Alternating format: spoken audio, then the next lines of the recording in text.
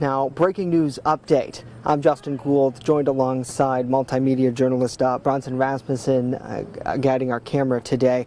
We're here along Prendergast Avenue in the city of Jamestown as police are investigating a reported fatal drive-by shooting.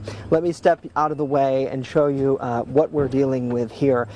This area is located between 8th Street and Strong Street here in the city of Jamestown, as police have closed the street off to traffic. Law enforcement telling us that this happened a little before 1 o'clock or around the 1 o'clock hour when reports came in that a subject was shot. As you see, many dozens of police markers are located here along the street. I've counted at least 20 or more of them as officers were out trying to identify projectiles, bullets that were involved in this case as they're investigating. We do know that at least one victim is covered with a sheet next to a white sedan just beyond the fire truck and police law enforcement vehicles that are located here on the scene. Investigators going over, combing for additional evidence, as well as talking to people in this neighborhood. In fact, we've talked to a lot of people in this neighborhood, and they're really fed up with the amount of violence that they've been seeing. I know the area around 850 Prendergast Avenue, unfortunately, is no stranger to acts of violence like this that we've seen over the years here. One man who I talked to, he didn't want to go on camera in fear of his safety, but he told me this is becoming such a major issue for Jamestown in many places, specifically because his home was struck by a bullet today, and that was of major concern for him and for his safety and for his kids' safety and other kids in this neighborhood who were out during this afternoon shooting here in broad daylight in Jamestown. Again, if you're just joining us, we do know that one person has died following a reported drive-by shooting here on Prendergast Avenue in the area of 850 Prendergast Avenue between 8th and Strong Streets. Detectives briefly said that another person was taken to the hospital.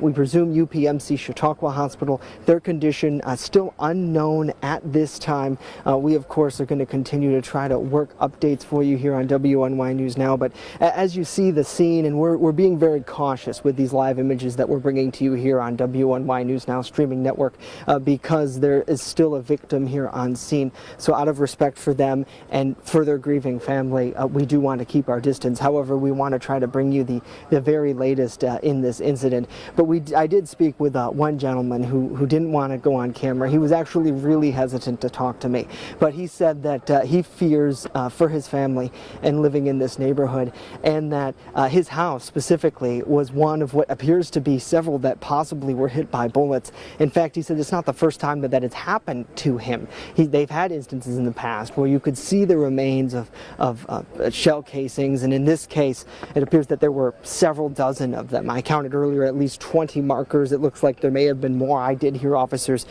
in passing saying that they needed more evidence markers to be added to this scene here today because of that, and as you can see just by our live picture that there is a good number, fair to say at least 24, it looks like, evidence markers here on scene as police are continuing to investigate. And just a little before we went on live here, there was a detective at this nearby residence talking to a woman and her children, making sure they were okay, and then also checking their home to see if they're now part of this crime scene, if their home was struck by bullets.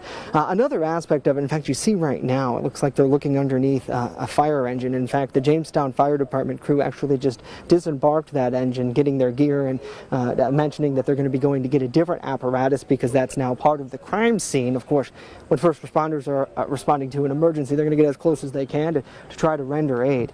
And we do know that just beyond that fire truck, and again, we're keeping our distance out of the respect of the victim's family and who they were, that just beyond there is a police vehicle, and then a white sedan that has been involved in this shooting, and just outside the driver's side door what appears to be a deceased victim covered in a white sheet. The coroner now requested to the scene as Jamestown police, detectives, officers, and crime scene investigators working to determine what happened, how it happened, and possibly who's responsible.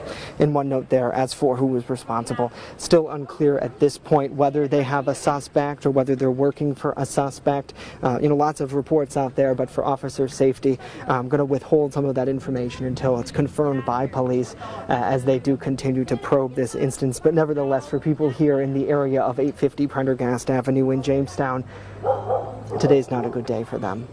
In fact, many of them that we talked to who fear for their safety said that something has to be done for the violence taking place in Jamestown.